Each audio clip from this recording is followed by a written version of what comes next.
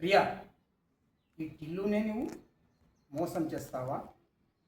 బకరాలను ఈ టిల్లు అందరినీ చేస్తాడు, కానీ నువ్వు నన్ను బకరాను చేయలేవు. వాడెవడో అగోగోగో కనిపిస్తుందా? వాడు వచ్చిండు, ఐ లవ్ యూ చెప్పిండు. నువ్వేం చేసినావు? వెంటనే లిఫ్ట్ కిస్ ఇచ్చేసినావు. కానీ దాని తర్వాత థమ్స్అప్లో ఏం చేసినావు, ఏం కలిపినావో నాకు తెలియదు. కానీ వాడేమో అగోగో చచ్చిపోయి అన్నే పడి ఉన్నాడు. ₹1,00,000 మనతో దుబ్బేసినావు. కానీ నాకు డౌట్ వస్తుంది, ఈ ఫ్రిడ్జ్లో వాడిని శవాన్ని పెట్టినట్టుగా నాకు డౌట్ ఉంది. అర్థమైందా? ఇట్లా ఎంతమంది నువ్వు శవాలుగా చేసి ఇట్లా వ్యాపారాలు నువ్వు చేస్తున్నావు.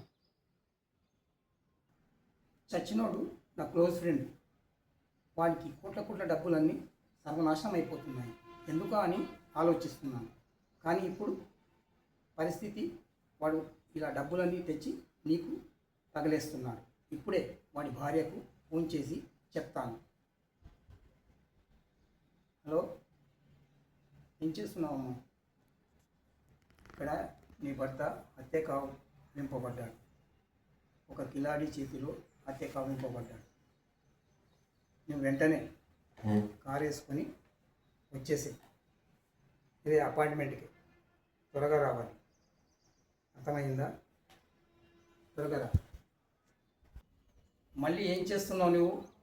మళ్ళీ ఇదే థమ్స్అప్ ఇచ్చి నన్ను తాగమంటున్నావు. నేను అలాంటి వాడిని కాదు. అర్థమైందా? ఇప్పుడే మళ్ళీ నీకు పోలీసులకు ఫోన్ చేస్తాను.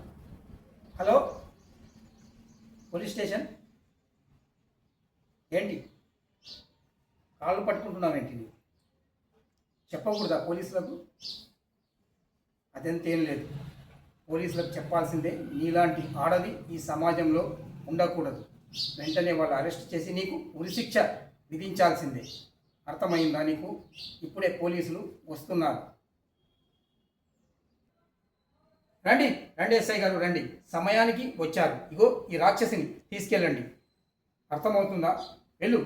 తీసుకొని వెళ్ళండి.